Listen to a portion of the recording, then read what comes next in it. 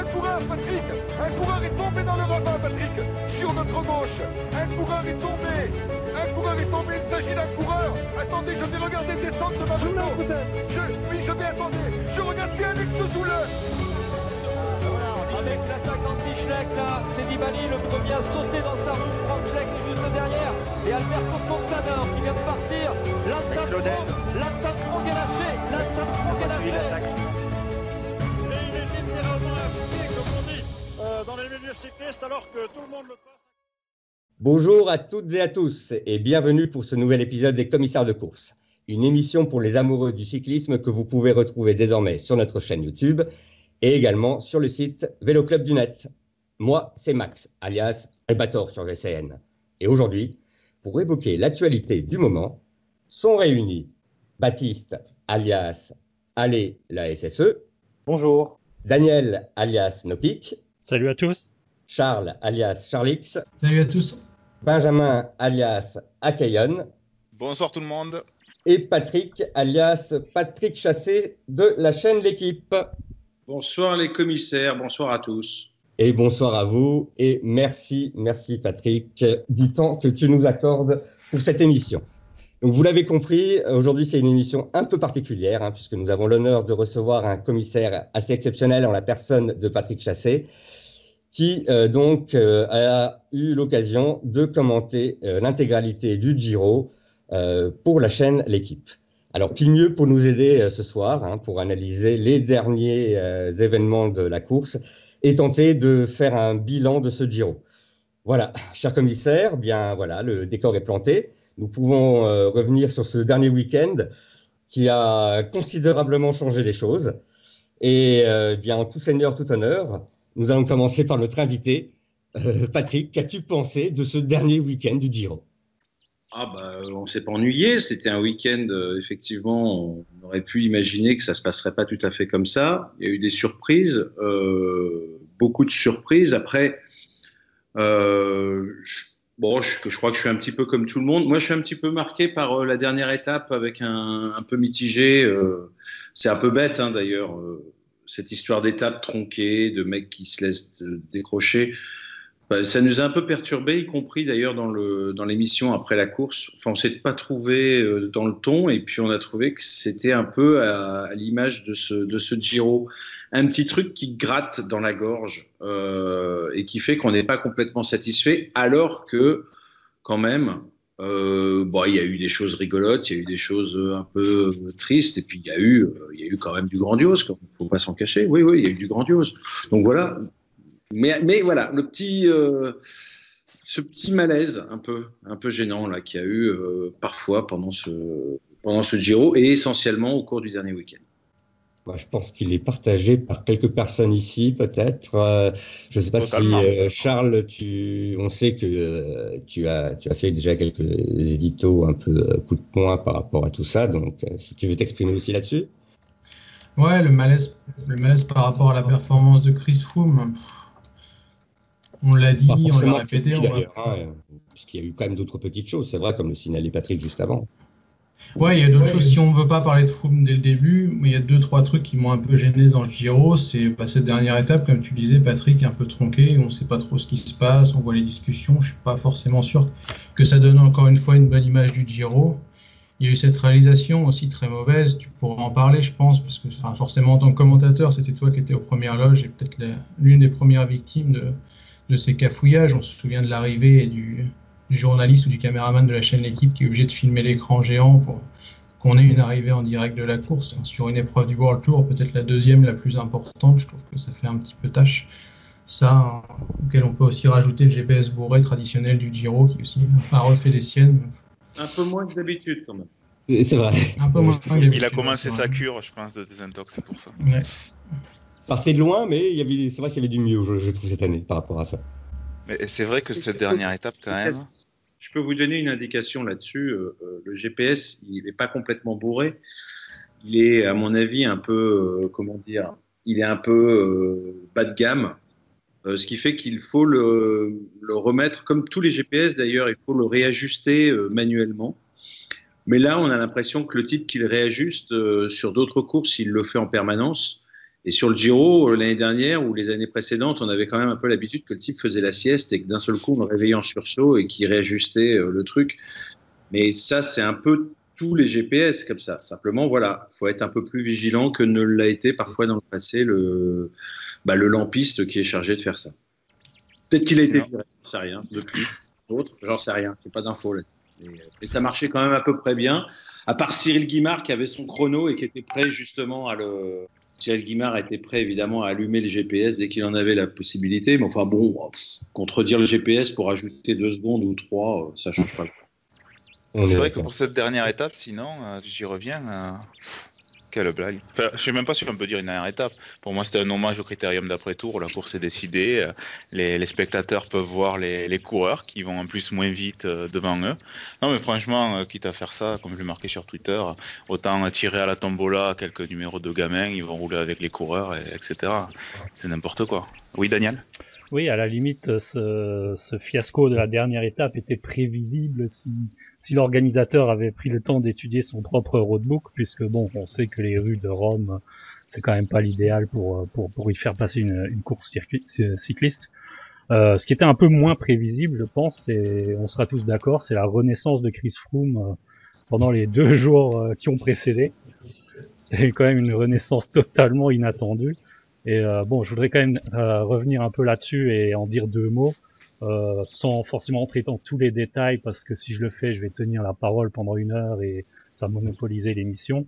Simplement, je voudrais pas rajouter une certaine hypocrisie qui est un peu néfaste, je trouve, pour le cyclisme. Et donc, je vais dire clairement, une bonne fois pour toutes, que non, je ne crois pas à la performance de Chris Froome, à sa renaissance. Et je ne vois pas comment c'est possible, vu le niveau qu'il affichait depuis le départ. Et pour être complet, je rajoute aussi que non, c'est sans doute pas le seul à utiliser des pratiques illicites dans le peloton. Il y en a certainement d'autres. Mais bon, je vais pas faire une liste de noms à ce stade, puisque sans preuve, ça n'a pas de sens. Mais je sais que certains coureurs ont déjà été pris pour dopage, et leur seule attitude, ça a été de dire qu'ils n'avaient rien fait de mal, et qu'il s'agissait d'erreurs administratives ou de choses comme ça. Donc à partir de là, je vois pas pourquoi ils auraient changé d'attitude ou de comportement. Donc tous les coureurs qui font partie de cette clique, pour moi, quand je les vois à l'avant du peloton, il y a une espèce de gros signal warning qui clignote sur leur tête, et bon, ça me fait un peu chier de les voir, je vous l'avoue, mais de toute façon, on n'a pas le choix. Si on veut analyser la course, il faut bien en tenir compte. Donc voilà, revenons-en un peu du coup sur les performances qui ont été réalisées et la course de chacun. Je vois que vous voulez tous intervenir. Max, je te laisse faire le tri. Non, bah écoute, apparemment, on va laisser déjà parler Baptiste, qui s'est pas encore exprimé depuis le début là-dessus. Je t'en prie. Oui, je pense qu'effectivement, principalement l'étape du Finistré, évidemment, et l'attaque dans le Finistré de Froome aura marqué ce Giro et sera devenu en quelques minutes l'événement central de ce Giro et la question qui pèsera au-dessus de la tête de ce Giro peut-être longtemps. Mais au-delà de cette performance, et je pense que Daniel, tu l'as bien dit, le problème avec Froome, c'est que ce qu'il a fait sur cette antépénultième étape, en fait, on pourra toujours l'expliquer ou ne pas l'expliquer, trouver ça trop gros ou justifier, dire qu'en fait, on a attendu Reichenbach derrière, etc. Je sais qu'on n'est pas tous d'accord ici. Juste une petite chose quand même pour remettre, je veux juste remettre les choses dans leur contexte au cas où les suiveurs n'ont pas tous le même degré de connaissance ou n'ont pas tous suivi de la même façon forcément la course. Peut-être juste replacer ce qui s'est passé ce jour-là. On a eu une démonstration athlétique de la part de Froome. Tel que personnellement moi je n'avais pas vu en cyclisme depuis en tout cas le début de ce millénaire-là. Peut-être qu'on peut comparer à Sagan-6 éventuellement. Voilà, exactement. Et voilà. Donc ce qui pose encore après d'autres questions, mais voilà, je me souviens pas d'avoir vu une telle démonstration de puissance athlétique en vélo qu'à partir qu'à 80 km seul, tenir et terminer avec 3 minutes 30 d'avance en augmentant globalement, continuellement, les écarts, sauf enfin sur la dernière montée, mais elle était quand même à 9 km et à 9%, face à des gens qu'on disait pas trop en forme peut-être le jour-là. Enfin, on a quand même un Dumoulin qui était deuxième, qui finit deuxième du Giro. Voilà, c'était juste pour repréciser ce qui s'est passé le jour-là. Vas-y Baptiste, pardon. Oui, mais bon, plus factuellement, ce qui s'est passé ce jour-là, c'est que Froome a attaqué dans le Finestré, qu'il a fait 80 bornes d'échappée tout seul et qu'il a gagné l'étape et pris le maillot rose. Après, toi, ce que tu peux le dire, je ne dis pas que je ne suis pas d'accord avec ce que tu as dit, mais ça reste ton opinion et je crois qu'ici, on a tous à peu près cette opinion, mais d'autres ne l'ont pas et vont penser que la performance de Froome, elle se défend. Et je dirais qu'en fait, je n'ai pas dit qu'elle se défendait pas, j'ai dit qu'elle était exceptionnelle et que c'était une des plus impressionnantes que j'avais vues. Même certains diront que non, diront que c'est pas si impressionnant que ça, que c'est surtout les autres qui ont perdu du temps plus que lui qui en a gagné. Ça a été dit. On va pas forcément faire ce débat-là, mais pour moi, ce qui est important avec le cas Froome et le malaise qu'il y a avec Froome, c'est que déjà, il n'aurait pas dû être là.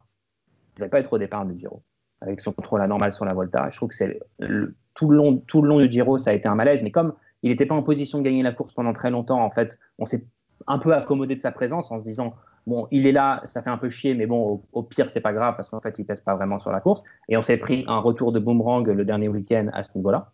Et le deuxième problème avec Froome, et Daniel l'a dit, c'est précisément que justement, puisqu'on s'en a été accommodé, c'est parce qu'il n'avait pas le niveau et que d'un coup, il a retrouvé un niveau des étages au-dessus du niveau qu'il affichait pendant les 10 premières étapes du Giro. Et ça aussi, c'est vraiment, ça donne un sentiment de malaise. Pour moi, c'est plus presque là on a ce petit coup dans la gorge, peut-être que décrivait Patrick, plus que sur la performance en elle-même, qu'on peut toujours faire des nœuds au cerveau en disant qu'elle est pas possible ou qu'elle est possible.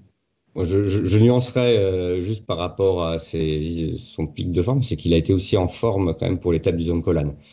C'est-à-dire qu'il était en forme vraiment pour les étapes les plus importantes, pratiquement. Mais Max, le Zoncolan, c'est un effort. On connaît Froome sur ce type d'effort, 10 km à fond, 6 km à fond, sur une montée finale où il n'y a pas forcément la grande course avant. Je veux dire par là que les leaders arrivent à se grouper, à 30-40. On sait qu'il s'est envoyé les watts, tout ça, donc même si l'accélération pour moi était ubuesque, c'est du Froome. Pourquoi pas, mais par contre, autant l'attaque du Finestré, ça reste un col... configuration montée unique, donc ça passe. Par contre, tenir 80 km face à des rivaux et ne pas perdre de temps, surtout sur la montée finale, où quand même derrière ça s'attaque pas mal, ça, on ne l'avait jamais vu faire. Et c'est ce qui me dérange. Alors, j'en ai lu plusieurs qui ont dit il a fait l'étape au SRM, donc il s'est calé à un nombre de watts qu'il savait pouvoir tenir, et allez, il a tenu en mode contre-la-montre. Ce qui peut d'ailleurs remettre en cause une nouvelle fois ces technologies. Mais ce regain de forme, pour moi, ça me rappelle Piotr Boumov en 1994. Et Froome, aussi fort dans tous les domaines, ça me rappelle Lance Armstrong. Voilà, au moins c'est dit pour dire ce que j'en pense pour le sportif. Je ne parle pas de l'extra-sportif. Donc, pas grand-chose à rajouter. Moi, j'aimerais bien y croire, mais je n'y arrive pas, tout simplement. Donc, je ne sais pas ce que vous en pensez, vous. Allez, je jette la patate chose à Patrick. Oui, moi je suis d'accord. C'est surtout ça qui a été bluffant. Pomov, Val Thorens, quand même pas la grosse référence en termes d'éthique. Mais c'était d'une certaine façon quand même un baroudeur ce jour-là, me semble-t-il. Et là, c'est pas un baroudeur, c'est la star, c'est la tête d'affiche. Donc il s'échappe. Derrière, on a dit beaucoup de conneries. On a dit oui, mais ils ont attendu Reichenbach, c'est pour ça qu'ils ont perdu du temps. Bah oui, c'est clair qu'ils ont perdu du temps, oui, en attendant Reichenbach. En tout cas, quand ils attendaient Reichenbach, pour en reprendre dans la vallée. Mais quand on voit par exemple un Thibaut qui a retrouvé ses moyens, qui ne prend plus de relais après Sestrière, et qui finalement n'est pas capable avec Dumoulin, à la limite que Dumoulin soit un petit peu fatigué avant d'aborder la montée finale, c'est un peu normal. Thibaut Pinot, ça l'est beaucoup moins. Les deux Sud-Américains qui pétrolent en fin d'ascension n'ont pas repris non plus grand-chose. Enfin, ils n'ont rien repris, en fait. Et c'est ça qui est effectivement très troublant. Dans cette montée finale, s'il n'y avait pas ça, je ne sais pas, si on compare avec Andy Schleck sur le Galibier, Andy Schleck il doit perdre une bonne trentaine de secondes. Il perd 2 minutes. Entre 2 minutes et 2 minutes 30. Vous voyez, alors... Enfin, je sais pas, il avait un écart qui était à 4 minutes 30 à un moment dit, et je crois qu'il termine avec 2 minutes environ. Et je crois qu'il avait soufflé dans les roues de ses équipiers à un moment. Non, en plus. Mais Il y avait je me demandais, toi, lorsque tu as commenté à ce moment-là l'étape du Finestre, c'est quand tu vois Froome partir après le sommet, seul dans la descente. Est-ce que tu penses qu'il va se relever et attendre les autres, par exemple, à ce moment-là? Oui, parce qu'effectivement, l'écart n'est pas très important. En fait, et on ne saura jamais s'il ne l'aurait pas fait. Ouais. Parce qu'en fait, ce qui se passe, c'est qu'au bas de la descente, ils attendent Reichenbach. Donc l'écart, j'ai plus le souvenir, hein, mais qui est de moins d'une minute. Finalement, au sommet, 40 secondes au sommet. Voilà, c'est ça. Passe le cap de la minute une fois que Reichenbach rentre sur le groupe de poursuivants. Donc là, effectivement, il est plutôt fondé à insister et c'est ce qu'il va faire. Après, s'ils étaient restés à une quarantaine de secondes derrière, on ne saura jamais. Peut-être qu'il aurait choisi de se relever. Apparemment, d'après les déclarations, c'était quand même pas tout à fait envisagé, hein, ça. Hein, mais bon, peut-être envisagé de creuser davantage. Parce que quand il attaque dans Finestré, on est loin du sommet. Donc, il pensait peut-être creuser davantage l'écart. Et c'est là aussi, alors, il peut gérer, il n'a pas géré la dernière montée, il a géré toutes les montées, mais ils le font tous, ça. Dumoulin, il gère aussi. Thibaut Pinot, il gère aussi. Eux aussi, ils ont leur nez sur le capteur de puissance. Donc, c'est pas Froome tout seul et son capteur de puissance. Hein. Justement, tous ces mecs-là fonctionnent à peu près de la même façon. Non, moi, je suis pas du tout convaincu. Et puis comme par hasard, on n'a pas les données, cette étape en particulier. Enfin, pas de chance. Mais honnêtement, moi, j'ai pas été étonné. J'ai pas été étonné. D'ailleurs, si vous regardez, en me foutant de leur gueule, d'ailleurs, je leur avais dit, si vous avez des couilles, vous ressortez les images du débrief qu'on a fait juste après. Je crois que je sais plus si c'est Grande Sasso ou aux IMO. Enfin bref, quand ils perdent du temps, Froome, et tout le monde se fout de ma gueule. Je dis non, mais c'est pas une si mauvaise journée pour Froome. Et je me rappelle, Messaoud, il me dit non, mais tu penses vraiment ce que tu es en train de dire là? Et je suis obligé un petit peu de moduler, mais parce que derrière, il y a un chrono qui doit tourner normalement en sa faveur. Et surtout, il y a ce dernier week-end où on sait qu'il peut tout se passer. Et où sur le Giro, ça se passe quand même ces dernières années souvent comme ça. Donc moi, c'est tellement pas tant par rapport à Froome ou parce que je suspecte que le type, il est toxique. Enfin, ça, je le suspecte, bien sûr, mais je spécule même pas sur le degré de toxicité de Froome. Je me dis, il y a quand même, dans la durée et la façon dont sont répartis les points forts de cette fin de Giro, la possibilité pour Froome de refaire son retard.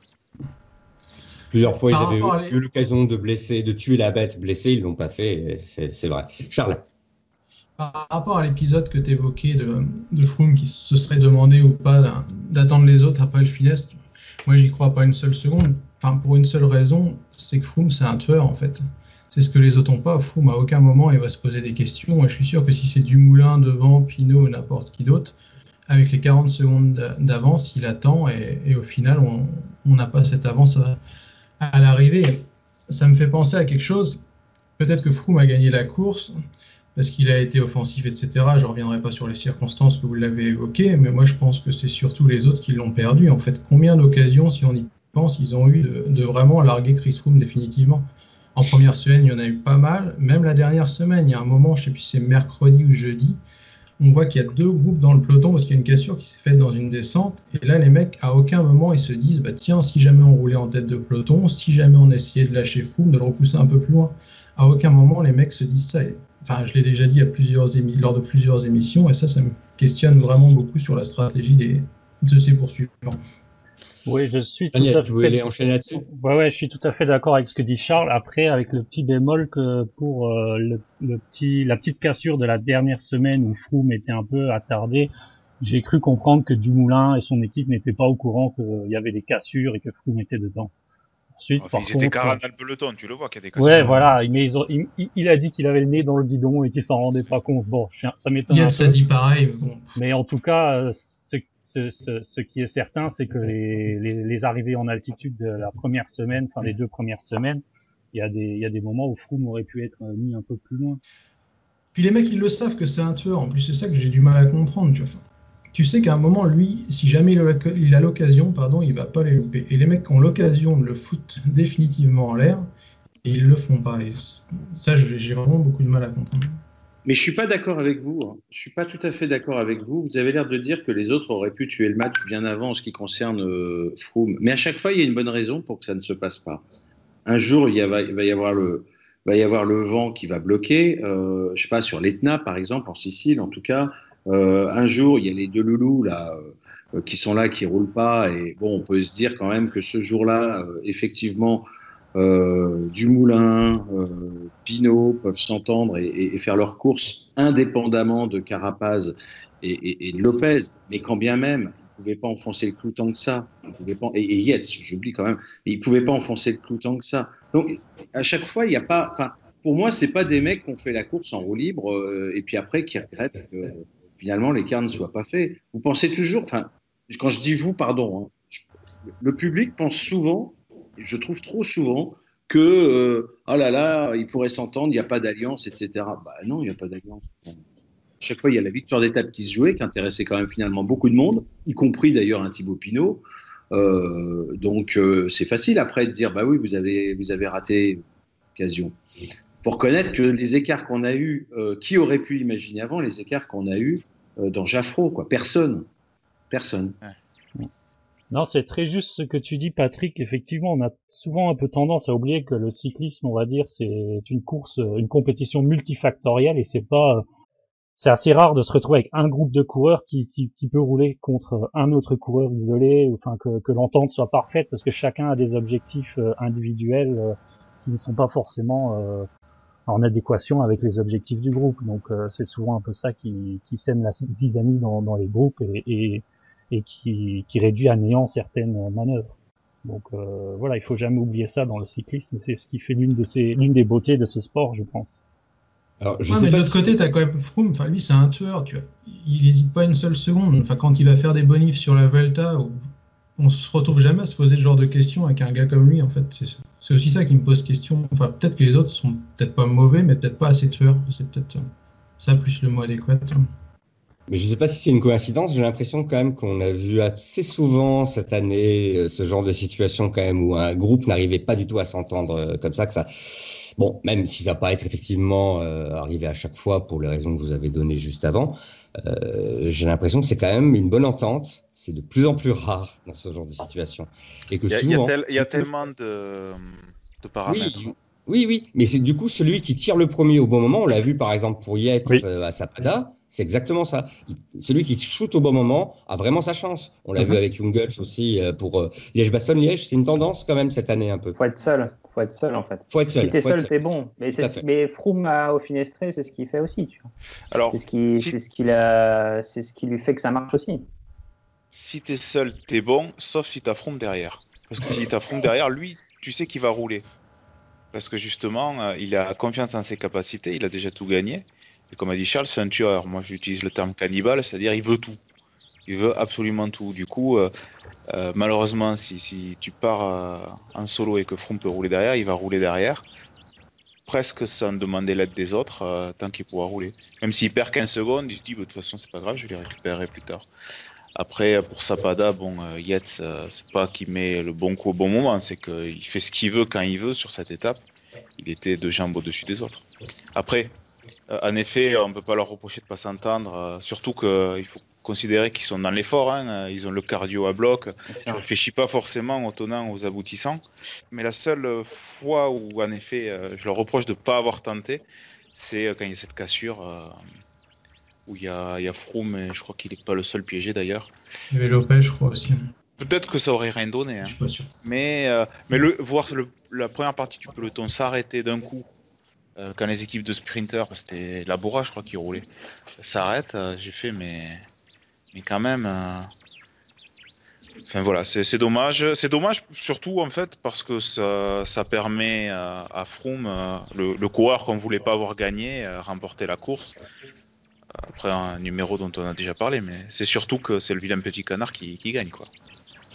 Alors, justement, on ne va pas se focaliser que sur lui et peut-être aborder également les autres faits marquants. Enfin, moi, une des choses aussi qui m'aura marqué durant ce Giro, c'est ces défaillances nombreuses, répétitions surprenantes qu'on ne voyait absolument pas venir, non prévenues.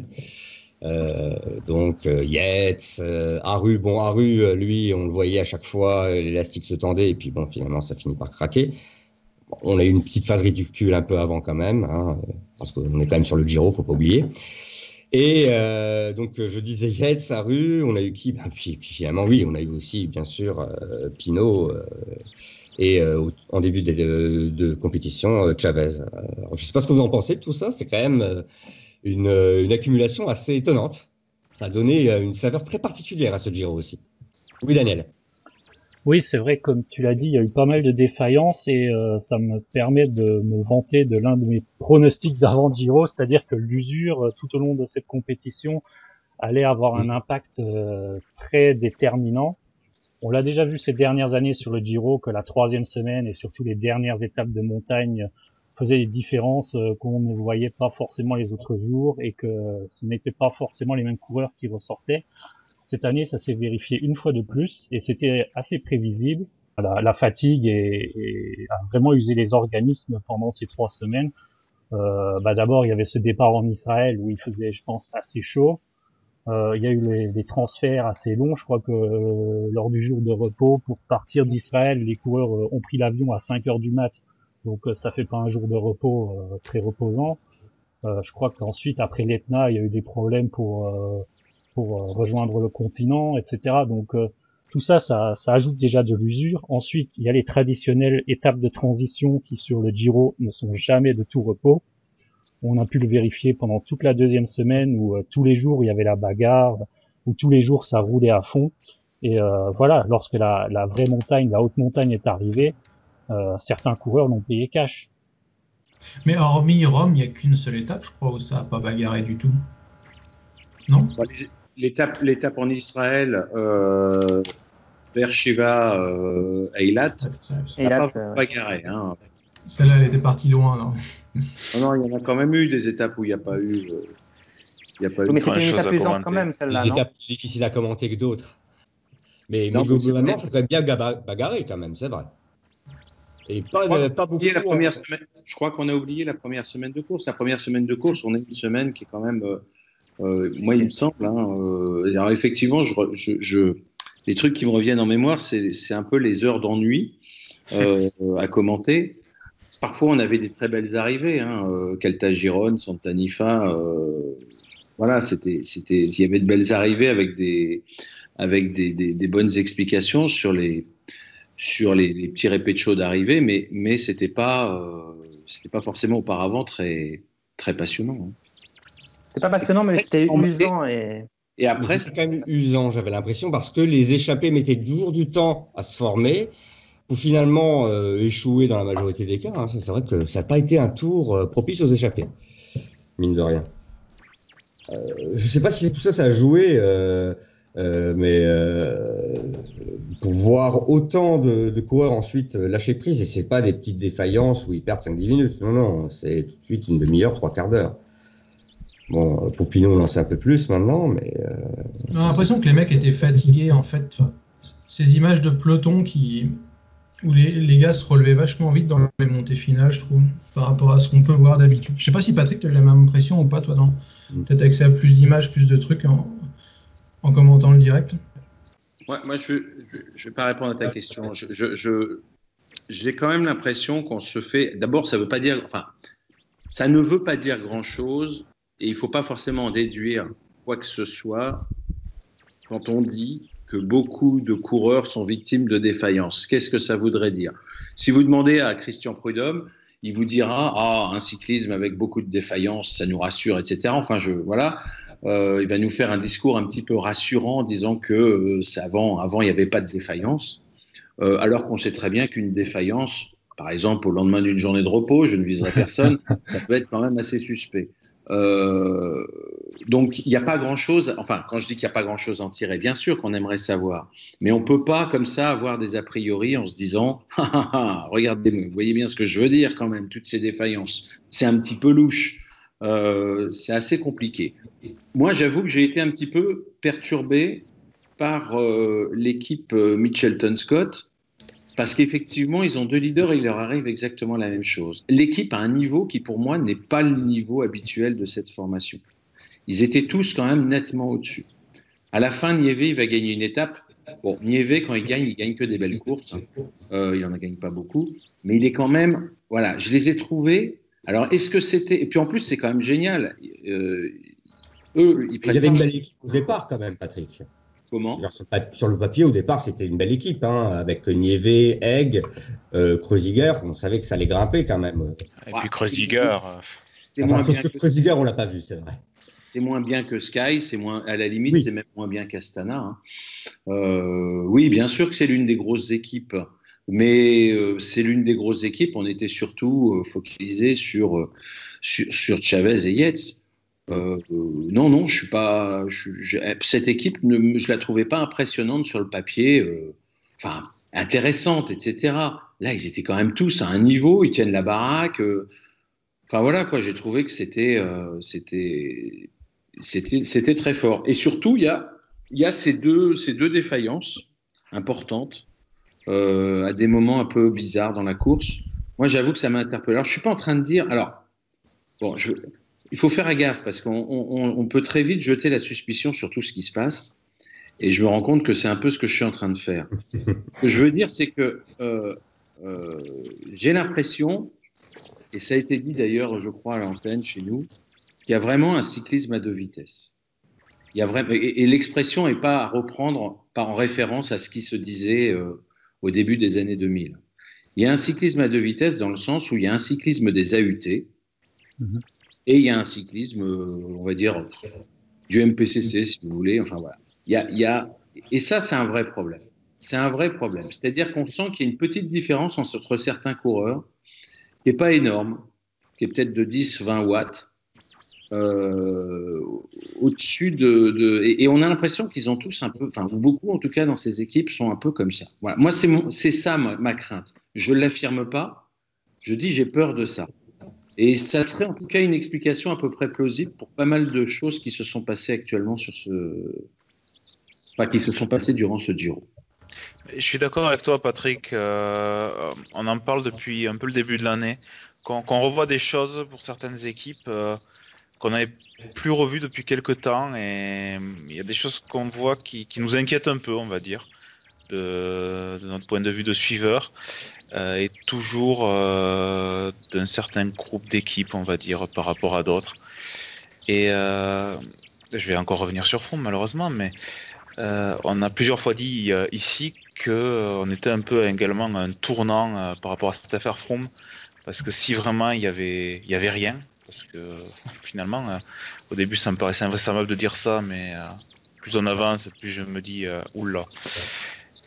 S'il y a rien, je crois que ça serait un très mauvais signe pour le cyclisme, et j'ai peur qu'on replonge un peu dans des bas-fonds où on a eu bien du mal à s'extirper.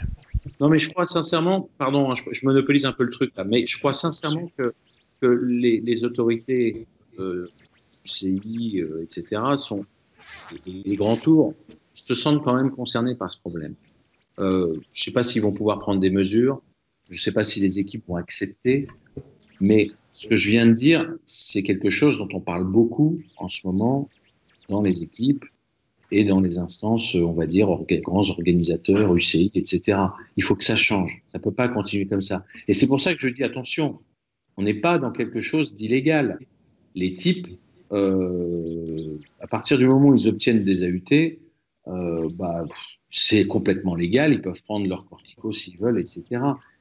Et faut pas non plus exagérer. Un cortico, enfin je dis un cortico, un salbutamol, ce que vous voulez, c'est pas évidemment c'est pas aussi, ça transforme pas un mec et sa carrière comme le dopage des années 2000. Mais au niveau où on en est là, ce qui ne pose pas beaucoup d'état d'âme à d'autres sports comme le rugby ou le tennis, nous ça nous interpelle et c'est très bien comme ça.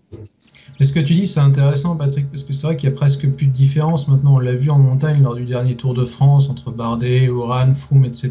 Donc, le mec qui va pouvoir bénéficier d'une AUT qui va lui faire gagner 5-10 watts, peut-être que finalement, c'est lui qui va gagner les 5-10 secondes par-ci par-là et qu'au final, ça va faire la diff. On n'est plus, comme tu le dis, dans un truc à la Bjarneris, là, et ces 80 kilos qui se traînent, qui se promènent, en montagne, mais ça reste un peu inquiétant. On voit les trucs. Benjamin, tu avais une formule, je crois, c'est c'est moins pire qu'il y a 15 ans, mais c'est pire qu'il y a 3 ans, quoi.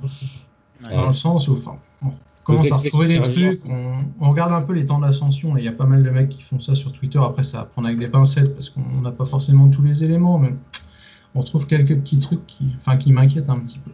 Ce petit truc dans la gorge, comme on a dit en début d'émission. Les mailles s'élargissent. Et Froome, comme vous le disiez, si Froome n'est pas suspendu, quel signal on envoie? Parce que c'est pas forcément nous les suiveurs, mais c'est aussi tous les gens qui regardent de loin le vélo et qui vont dire bah tiens, ce mec-là est contrôlé positif, parce qu'ils vont pas faire le distinguo entre un normal positif ou pas de ce soir.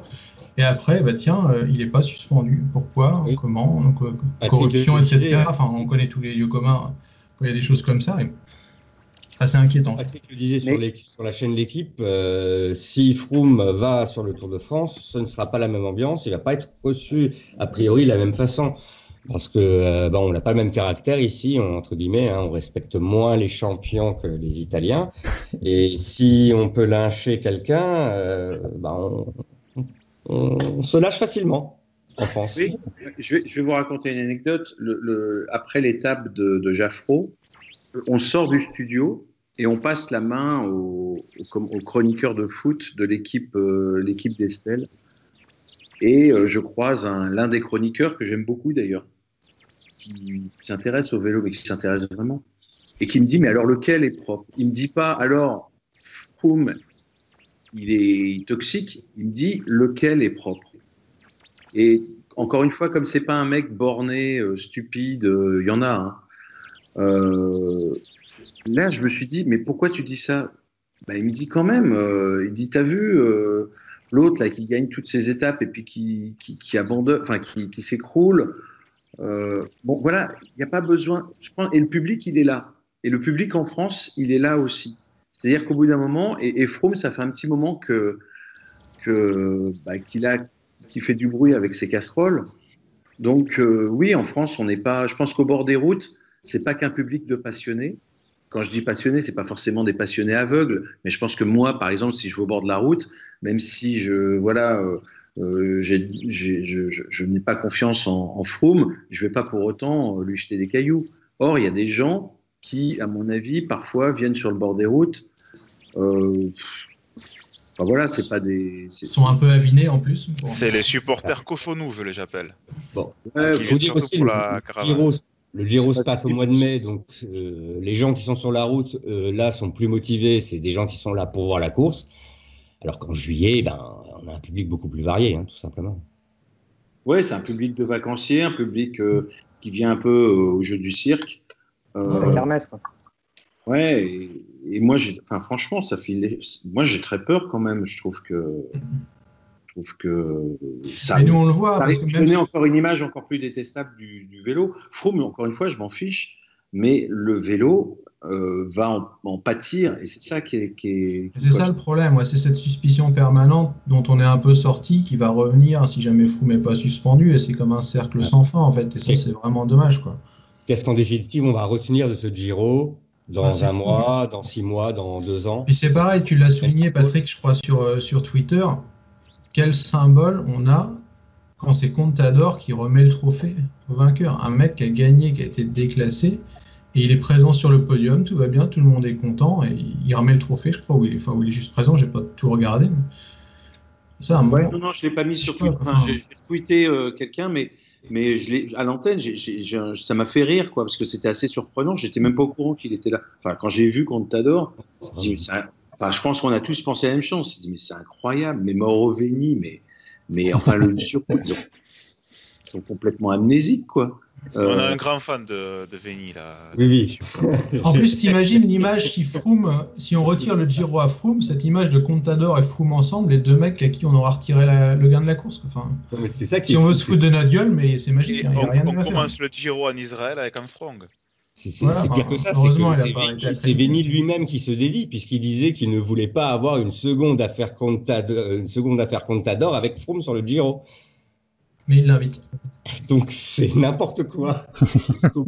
Oui, mais ça montre la différence culturelle qu'il y a entre les Italiens et nous, et même les Latins et nous. Justement, nous on trouve que c'est n'importe quoi, Et eux, même les coureurs qui ont été sanctionnés, etc., il y a toujours quand même un grand respect et même une admiration du coursier. C'est-à-dire que le pardon n'est pas un mot vain en Italie. J'ai l'impression, mais Baptiste, tu connais mieux ça que moi, non? Et que nous. Pas vraiment. J'en parlais d'ailleurs sur le forum. C'est pas vraiment le pardon. C'est plus. Il y a un respect, presque une déférence en fait envers les puissants, et dans le vélo, le puissant est le champion. Et les tifosi, en tout cas, enfin pas tous, hein, pas faire de généralité, mais globalement, les tifosi en Italie, j'ai l'impression, sont plus, ont plus un espèce de respect un peu qui peut tourner à l'aveugle parfois. En gros, tant qu'il n'y a pas, tant que c'est pas noir sur blanc et des preuves, et même quand c'est noir sur blanc et qu'il y a des preuves et que le mec est condamné, on continue d'être un peu dans le culte du champion, typiquement Pantani, mais Pantani, ça dépasse les frontières de l'Italie. Mais voilà, d'autres coureurs comme ça qui ont pu être chopés par la patrouille et largement condamnés, etc. Il y a un côté comme ça. Je pense Marico, Piepoli, ces mecs-là, voilà. Il y avait vraiment énormément d'admiration, et je pense qu'il y en a toujours aussi. C'est des coureurs qui auront toujours la cote, voilà, parce que c'est des campionissimi, c'est des Furiclas, c'est ce que vous voulez. Et c'est pas des mecs normaux, et du coup il y a un respect envers ça. Il n'y a pas du tout effectivement ce côté français, et même plus encore, je pense anglo-saxon, de dire oh là là mon Dieu, en fait c'est qu'un tricheur, bou bou bou, et d'un coup il y a un retournement d'opinion total, quoi. Je pense que c'est typiquement anglo-saxon. Nous on est peut-être un peu à la frontière. Et les Italiens sont plus peut-être je connais beaucoup moins bien l'Espagne, mais j'ai l'impression que les Espagnols ils sont un peu plus détendus aussi avec tout ce qui met la main dans le pot de confiture, quoi. Donc ils sont sans doute un peu dans le même genre de cas de figure. Bah oui, c'est un peu le truc du MPCC. Quand vous regardez les équipes qui sont MPCC, comme par hasard, il n'y a pas d'équipe italienne. Si, il y a l'équipe de Gianni Savio. Il n'y a pas d'équipe italienne. Il y a Bardiani, quelques Italiens en titre individuel, mais ils ne sont pas nombreux, c'est vrai. Oui, non, à titre individuel, d'accord. Mais ce que je veux dire, voilà, c'est que les équipes italiennes qui étaient, elles en sont vite sorties. Et pourquoi elles en sont sorties? Je prends l'exemple de Lampre. À partir du moment où justement c'était qui Ulissi avait eu son problème au salbutamol, il avait payé sa peine, il comprenait pas qu'il ne puisse pas le reprendre. C'est pas la première fois qu'on voit ça avec le MPCC, et c'est ça qui est dommage. Que leurs règles soient pas adoptées par l'UCI, parce que tu as l'impression que c'est un peu un truc à la carte, quoi. T'es MPCC quand ça va, mais le jour où il y a un pet, tu te barres comme Bardiani, et puis au final tu reviens un peu par la petite porte comme ils l'ont fait il y a quelques semaines. Ouais, Bardiani effectivement, mais finalement des équipes qui ont quitté le MPCC, ça fait quelques années que ça n'arrive plus. C'est arrivé, on est impacté par ça parce qu'en fait il y en a beaucoup qui sont sortis au même moment. Il y a eu Lampre, il y a eu Astana avec Lars Boom au Tour de France quand il a fallu appliquer la règle de l'exclusion à cause de la cortisolémie effondrée, ils n'ont pas voulu. Il y a eu Orica, donc Mitchelton maintenant, qui est sorti au milieu de l'hiver, terminé. Il y a eu Lotto NL Jumbo. Les équipes sont sorties un petit peu en l'espace de 6 mois. Il y a eu 4 ou 5 équipes comme ça qui sont sorties. Et du coup, on en est resté là. Mais honnêtement, depuis 2 ans et demi, c'est fini, quoi. Celles qui y sont, y restent. Et alors après, je sais pas, c'est peut-être un paravent, un écran de fumée, etc. pour certaines. Mais en attendant, les règles, apparemment, ils affirment haut et fort qu'ils les appliquent sur la base du volontariat, ces règles donc plus strictes qu'ailleurs. Mais aujourd'hui, ça cause quand même un petit problème. Tu disais que l'UCI devait adopter ces règles. Avec un président, Lapartien, qui avait été le premier à inscrire sa fédération au MPCC et même l'UEC, la fédération continentale, qui n'y est plus d'ailleurs, entre parenthèses, au MPCC, je pense qu'à l'UCI, il va essayer effectivement de faire adopter le maximum de choses. Mais il ne pourra pas le faire sans l'adhésion des équipes. Il faut bien en être conscient. On ne pourra pas leur imposer ça. Il faudra qu'elles acceptent les équipes. Parce que sinon, les équipes s'en référeront au code mondial. En tout cas, on peut dire que c'est déjà un problème, quoi qu'il en soit, ce Giro, parce que depuis le début de l'émission, on a essentiellement parlé de Froome et d'histoires un peu plus ou moins de dopage, ou en tout cas de doutes qu'on peut avoir, de l'image du cyclisme aux yeux des suiveurs et aux yeux du grand public. Et rien que pour ça, la performance de Froome et cette victoire avec une épée de Damoclès au-dessus de la tête, je trouve, elle est problématique. Et elle met pas ce sport dans un bon tempo, quoi. Et d'ailleurs, on a une des questions qu'on s'est posées en préparant l'émission, c'est est-ce qu'on peut tirer le bilan ce Giro sans n'être focalisé que sur Froome et pouvoir faire abstraction des doutes qui entourent sa présence, sa performance et sa victoire. Et j'ai l'impression qu'au vu de ce qu'on a pu dire depuis 3 quarts d'heure maintenant, la réponse est plutôt non. Et c'est dommage. Et en soi, c'est déjà une défaite, quoi qu'il en soit. C'est un peu dommage, effectivement, que le focus soit porté principalement sur tout ça. Et du coup, on a un peu du mal à retenir le reste. Du coup, aussi, ce que je voulais dire, c'était peut-être qu'il était temps de justement passer à autre chose. Il n'y a pas eu que Froome sur ce Giro, il y avait quand même 174 autres coureurs au départ. Alors, est-ce qu'il y a d'autres noms peut-être qu'on pourrait essayer de détacher de ce Giro qui nous permettrait peut-être de terminer sur une note, sur des notes un peu plus légères, on va dire. Oui. On va laisser commencer Daniel. Oui, en premier lieu, on peut parler de Tom Dumoulin quand même. On a souvent entendu durant ces 3 semaines qu'il avait l'air un peu en dedans, qu'il n'avait pas l'air au top de sa forme, qu'il avait l'air un peu moins fort que l'an dernier. Bon, comment dire, il a terminé devant tous les grimpeurs et devant tout le monde. Seul le raid incroyable de Froome a pu l'empêcher de remporter ce Giro finalement. Sans l'intervention miraculeuse du coup de Chris Froome, il aurait remporté ce Giro probablement avec 4 minutes d'avance sur Lopez. C'est quand même pas rien. Et, ce sera peut-être le cas. Ouais. Et du coup, je dirais quand même qu'il y a 2 enseignements à tirer de sa performance. C'est que non, 2017, ce n'était pas un one-shot ou un coup de bol. Et surtout, cette année, il a pour la première fois de sa carrière démontré qu'il pouvait tenir sur 3 semaines. Et surtout 3 semaines qui se terminaient par de la haute montagne. Puisque sur les précédents grands tours qu'il a disputés, à chaque fois, en fin de grand tour, il avait un petit peu de mal, il marquait un petit peu le pas. Et là, cette année, il a vraiment tenu le coup jusqu'au bout, sans montrer de faiblesse. Donc voilà, je pense qu'il prend date pour l'avenir, une fois de plus. Le plus régulier du Giro, assurément, sur l'ensemble des 3 semaines. Est-ce que quelqu'un d'autre veut reprendre après ce joli petit plaidoyer pour Tom Dumoulin? Charles? Ouais, moi je voulais lancer sur Thibaut Pinot, je pense que ça va nous occuper un petit moment. Je voulais juste dire que Thibaut Pinot, il m'avait fait plaisir en fait, moi, en toute la course. Il a été vraiment, vraiment bien la première semaine, dans le coup, aller jouer les bonifs, bien placé et tout. Je ne sais pas si ça a été le cas pour vous, mais moi, il m'a vraiment donné un espoir, en fait, cette espèce d'espoir un peu fou qui pouvait peut-être gagner la course. Et c'est quelque chose qui ne m'était pas arrivé depuis assez longtemps. Ensuite, ça a été un peu plus compliqué avec le chrono. Mais on a revu qu'il était bien le vendredi, puis je ne vais pas revenir sur la défense du samedi, mais il m'a vraiment fait plaisir. En se disant que il est là, quoi. C'est vraiment dommage que ça soit terminé comme ça, mais ce fait, tu vois, qu'il ait donné cet espoir, je trouvais ça vraiment, vraiment top en tant que suiveur. Enfin, ça m'a vraiment beaucoup plu. Je m'exprime très mal, mais... Ouais, lui aussi a confirmé qu'il avait le niveau pour viser des podiums, en tout cas. Et qui dit podium? Ouais, puis il a couru en leader, quoi.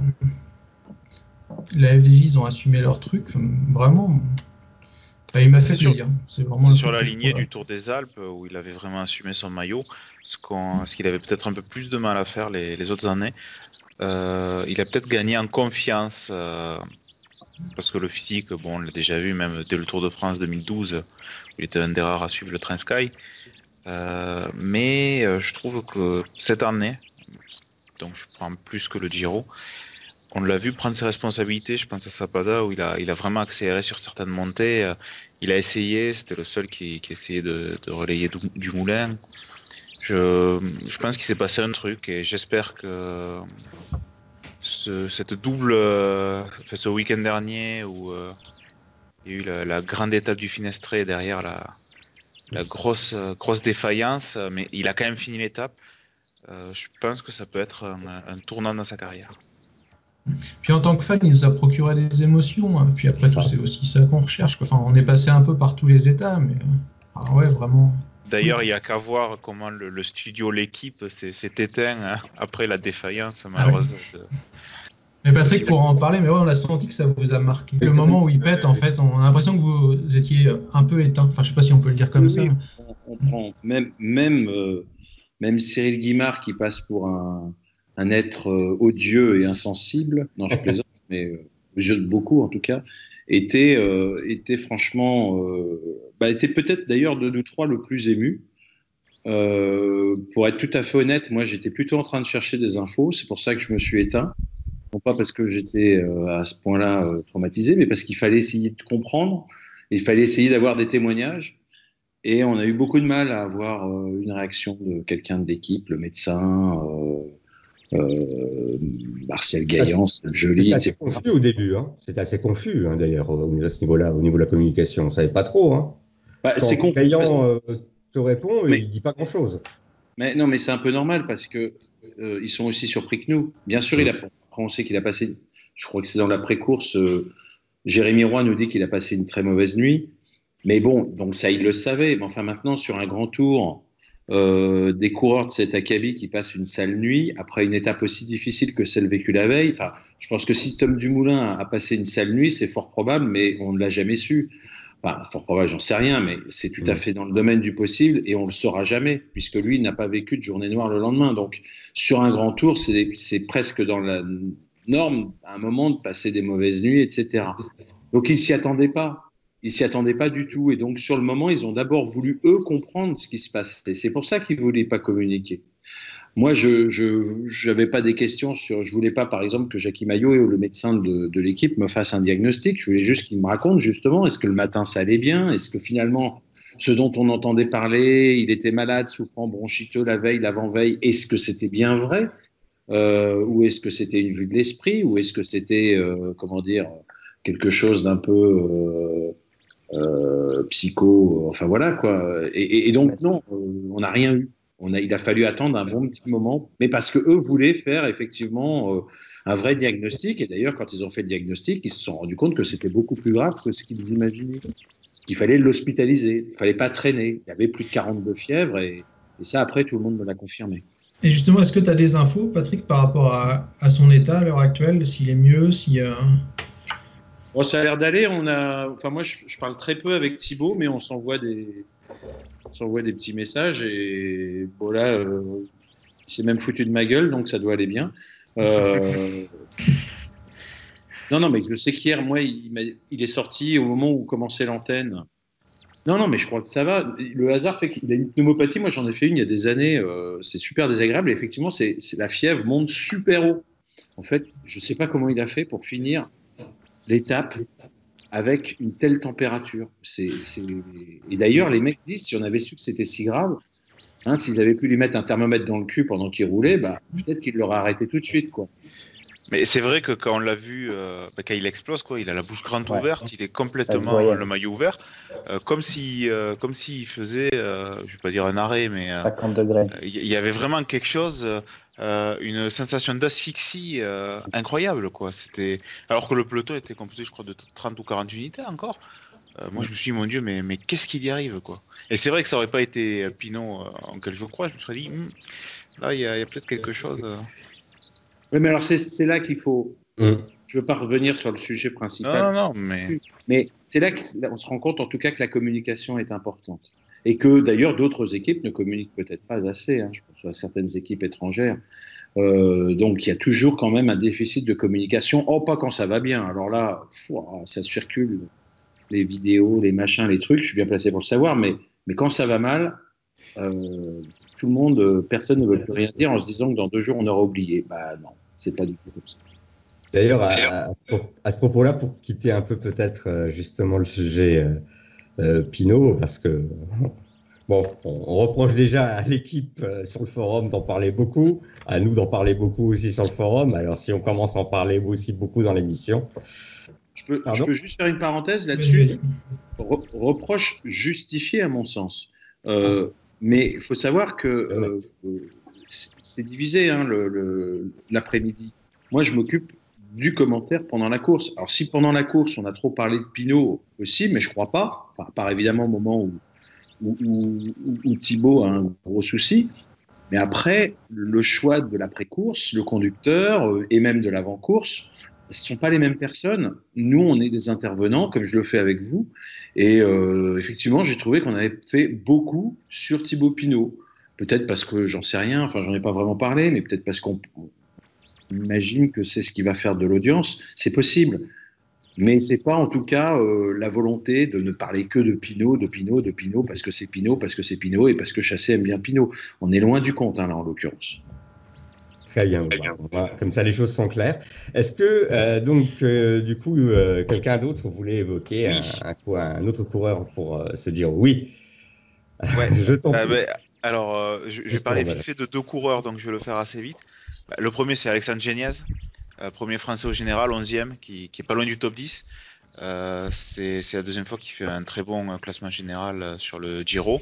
Il s'est accroché, il est allé de mieux en mieux sur ce Giro, puisque je me rappelle à l'Etna, il finit dans les 30 premiers quand il peut. Et je me doutais que dans la haute montagne, il allait remonter des places, et c'est ce qu'il a fait. Alors forcément, c'était pas le coureur qui pouvait le plus attaquer, par contre, il s'accrochait vraiment. Ça me fait penser un peu au Tour de France de David Moncoutier en 2002. Donc on le voit surtout à l'arrière du groupe, et malheureusement souvent c'est quand il est limite, parce que la caméra arrière sinon on le voit pas trop. Donc vraiment je tenais à lui rendre hommage, parce qu'il a fait un super Giro. Et c'est également alors ça, clin d'œil à Théo, José Gonçalves, parce que quand il nous a sorti avant le Giro, il n'y aura aucun Katusha dans le top 50 du général, et que la Katusha a tout fait pour son leader. Franchement, j'ai beaucoup aimé. Ils ont fait un travail comme s'ils jouaient le top 5 ou le top 10. Et j'ai vraiment aimé, parce qu'en plus, ils n'ont pas roulé pour pourrir les échappées ou quoi. Non, ils ont vraiment fait leur course. Alors, c'est pour un top 20, mais j'ai trouvé ça super. Et en plus, avec ce pari qui nous a servi de fil rouge tout le long des émissions du Giro, il fallait absolument en parler. Et il s'est accroché comme une teigne pour finir à la 14e place. Je ne sais pas si on la retiendra longtemps, mais en tout cas, nous, ça nous aura effectivement permis de rythmer un peu les étapes de ce Giro. Oui. Un dernier focus, peut-être, encore. Patrick, je crois que tu n'as pas encore parlé du coureur qui t'avait tapé dans l'œil pour ce Giro. Moi, celui qui m'a tapé dans l'œil, c'est le jeune Allemand Max Scharmann. D'ailleurs, il a fini son Tour de France à la 31e, donc sa 31e place, c'est un peu plus loin que Gonçalves. C'est quand même malade. C'est l'un des 2 baroudeurs finalement récompensés sur ce Giro, avec Nieve 2 jours plus tard. Lui, il s'est imposé à Prato Nevoso à l'issue de la plus longue échappée, je crois, dernière escapée d'une douzaine de mecs. Et c'était donc en fin de Giro dans les Alpes piémontaises, alors qu'il avait quand même déjà beaucoup donné dans la première semaine. Je ne sais pas si vous vous souvenez, 8e du chrono à Jérusalem, le maillot blanc pendant les premiers jours, je crois pendant les 5 jours, et puis il y a aussi l'arrivée en Sicile à Castelgirone, avec cette gamelle qui prend à 3 bornes de l'arrivée, il remonte sur le vélo et il finit avec moins de 20 secondes de retard sur le vainqueur. Et le lendemain, il fait 4 de l'étape dans le talus où Battaline gagne. Voilà, moi c'est un mec que j'aime bien parce que, j'aime bien. J'avais remarqué, en fait, j'avais regardé un petit peu qui il était lors de la classique de l'Ardèche. Vous n'avez pas oublié que Bardet avait fait un numéro, il avait presque gagné sans faire exprès pour sa course de rentrée. Et ce mec, Scharmann, avait fait 2e. Il s'était un peu détaché dans le final pour finir tout seul 2e. Derrière Bardet, et moi, humblement, je dois reconnaître, je ne connaissais pas à ce moment-là Scharmann, et j'avais regardé et j'avais vu que il avait gagné le Tour d'Alsace avec Rémi Cavagna, etc. Donc quand il était encore chez Klein Constantia, et surtout pour sa première année pro, il s'était bien fait mal sur le Tour de Pologne. Il s'était explosé le talon. Exploser, le mot est pas trop fort, puisque je crois que le talon était en 12 morceaux après sa chute. Et ils ont dû... les médecins, d'après ce que j'ai lu, pensaient qu'ils ne pourraient pas retrouver le coup de savate du coureur. Et lui, il a fait sa rééducation sur son vélo. Et il est redevenu coureur. Voilà. Et puis, je voudrais dire aussi que c'est un mec qui me plaît parce que c'est un bon rouleur, mais c'est surtout un mec qui, à mon avis, c'est peut-être le successeur d'un Thomas de Ghent. ou d'un Michael Nivet, j'en sais rien, non, je déconne, d'un Thomas De Gendt, parce que il démarre là, et je sais pas si vous avez vu en Catalogne, il a gagné une belle étape en baroudeur. Il était avec un Espagnol, je sais plus qui, et il gagne l'avant-dernière étape du Tour de Catalogne. Il nous a fait un peu la même chose sur le Giro. Voilà, j'ai fait super long, je suis désolé. Archi costaud sur la flèche aussi, il était échappé au début du mur de 8 et il finit quand même dans le top 10. Il avait été je pense qu'il est 8e. Donc costaud le jeune Sharman, effectivement. Très bien. Je ne sais plus si on a oublié. Oui, pardon, Baptiste. Oui, non, juste en très peu de temps, une toute petite réhabilitation des Sud-Américains qu'on a beaucoup critiqué, mais qui malgré tout termine très bien placé ce Giro. Miguel Ángel López et Richard Carapaz. Je voudrais, on a beaucoup critiqué leur attitude en course. Je voudrais quand même un tout petit peu dire du bien d'eux, qui signent de très loin chacun leur meilleure performance en Grand Tour. López, deux réhabilitations différentes. López, sur la dernière Vuelta notamment, avait été très impressionnant, mais très irrégulier.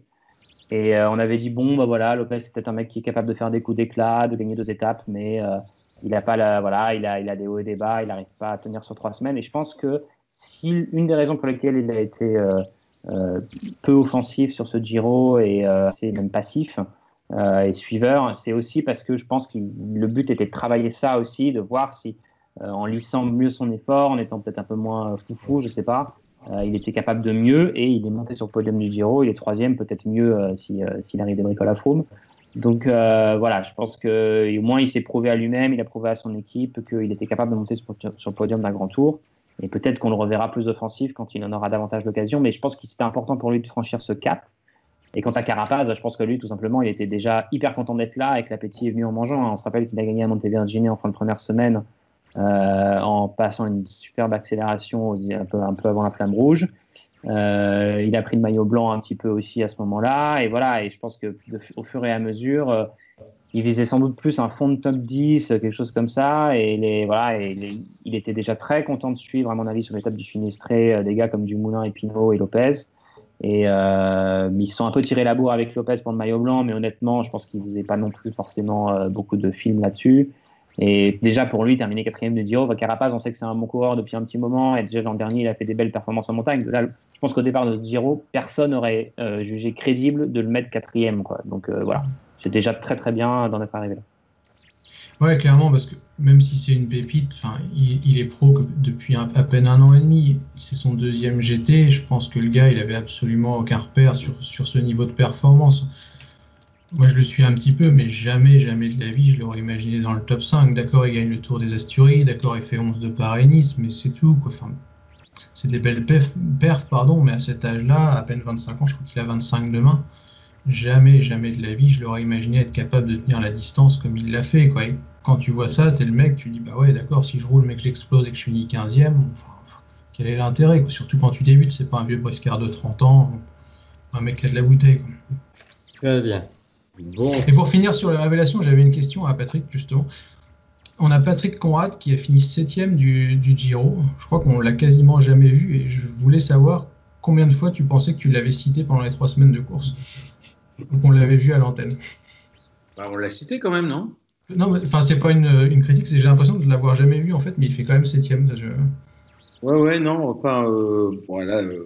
Je suis sûr que sur le forum, il y en a qui vont se foutre de ma gueule en disant le nombre de fois où il a dû parler de Formolo alors que c'était Conrad. Mais justement, encore deux, j'avais pas trop de difficultés, il me semble. J'en avais plus pour Ciccone et... Ciccone et Tonelli. Ça, nous, on l'a retenu. Mais non, non, mais t'as raison, Conrad, c'est... Mais enfin, quand même, l'équipe Bora a fait un super Giro. Ça fait un super Giro.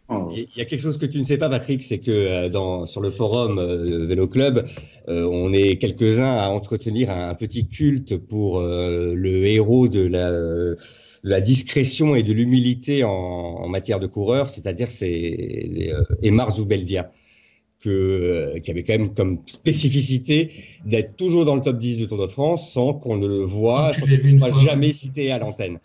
Et du coup, certains d'entre nous sont devenus fans et on cherche désespérément en fait son successeur. Et on se demandait si éventuellement quelqu'un comme Conrad pouvait jouer ce rôle. Ouais. il n'a pas fait un. Il avait fait un bon Paris-Nice, hein, lui, justement. C'est lui, Chartner. D'ailleurs, je crois que les deux. Les deux. Il fait un très bon début de saison, Conrad. Hein. Très solide. Ouais. Mais on l'a. Bon, moi, Paris-Nice, je l'ai pas regardé très bien parce qu'il y avait Tirreno, il y avait tout ça, mais je suis pas sûr qu'il n'a pas fait la même chose sur d'autres épreuves, quoi. Enfin, dans sa façon de courir. Ouais, il fait à peu près ça depuis le début de l'année, je crois. Il me semble. Ouais. Non, mais c'est. Enfin, moi, encore une fois, je suis assez agréablement surpris par l'équipe Bora sur ce Giro. Ils se sont vachement bien démerdés quand même. C'est rigolo. Pas au niveau qu'il aurait souhaité, mais enfin, Formolo, je suis pas certain que ça soit la même trempe que les grands coureurs italiens qui ont été capables de faire podium ou vainqueur du Giro. Hein. Ça m'a l'air d'être quand même un peu en dessous. C'est rigolo, Bora, d'ailleurs, je trouve, parce qu'au début, c'était un peu Sagan et des facteurs autour. Enfin, ça donnait un peu cette impression-là. Et au final, plus ça passe, plus on se rend compte que tu as des gros Chartner, des Conrad, un Sam Bennett là, qui explose complètement. Enfin, tu as 2-3 mecs comme ça qui commencent à monter et je trouve ça vraiment super intéressant. Ouais. Juste pas médiatisé, hein, mais vraiment top. Par rapport à Formolo, j'ai quand même, moi, ma théorie, c'est que lorsqu'on prend en compte l'âge de Nibali et l'âge de Pozzovivo, ben voilà, il reste plus beaucoup d'Italiens capables de faire un top 10 ou top 20 sur leurs tours nationaux. En fait, pour l'instant, il y a Formolo et c'est tout. Donc, lui, il a un bon créneau, là. Vous savez quand même, heureusement que pour eux, que Thibaut Pinot abandonne. Hein. Parce que sinon, sixième d'un Giro, jamais ça va être arrivé. Ça n'est jamais arrivé. Non, là, c'est la pire performance depuis 87 et 1972. 5e. Ouais, c'est ça. Bon, je vois qu'il y en a qui ont bossé quand même. Oui, comme je te disais, je suis le fossoyeur officiel du cyclisme italien. Donc, job à plein temps. Pour ce genre de statistiques, je m'y connais. Voilà, mais c'est marrant parce que Pozzovivo, tu vois, moi je le voyais vraiment terminer un peu plus haut que ça. Enfin, je ne m'attendais pas à cette défaillance. Je pense que c'est un coureur assez régulier. Et quand je l'ai vu sauter comme ça, putain. Il a mal géré sa montée du Finestre. Hein. Quelqu'un l'a fait remarquer d'ailleurs. C'est que ouais, mais avec l'âge, tu vois, c'est ça. Voir un type de 35 ans se mettre comme ça dans le dur. Comme un genou, tu vois. Alors qu'il y a côté, on a un Mikel Lopez de 24 ans qui l'a monté comme un vieux briscard. Mais je pense qu'en fait, ce qui s'est passé, c'est que Pozzovivo, 3e à ce moment-là, s'est dit, si on voit que je craque, ils vont en remettre une et là, c'est fini. Donc, il a essayé de tenir le plus longtemps, faire bonne figure, en espérant que ça n'accélère pas plus. Et quand c'est vraiment c'est le Sepp Van Mark des classiques, des grands tours. Il peut pas gagner. S'il avait été moins bien classé, peut-être qu'il l'aurait laissé un peu passer en fait, et il aurait mieux encaissé l'étape. Mais bon, ça c'est pure conjecture. Hein. Puis voilà, 35 ans aussi, hein, il commence aussi à avoir le poids des ans. Hein. J'avoue, moi voir Pozzovivo sur le podium, ça m'aurait un peu choqué aussi. Enfin bon, après tout ce qu'on a dit sur ce Giro. Oui. Max, toi qui connais bien les chiffres, tu sais combien de top 10 a fait Pozzovivo sur ce Giro? Ou sur l'ensemble des Giro? Aux arrivées d'étape sur l'ensemble de ce Giro 2018. Oh, il est assez régulier. Vu le nombre d'arrivées, il a dû en faire, je sais pas, moi, entre 8. Ah oui, j'allais dire entre 8 et 10, j'aurais pas été si loin. Voilà, 10, ouais, donc, Pinot aussi a une belle régularité. Ouais, c'est ce que j'allais dire, Pinot, ça doit être pareil. Ouais.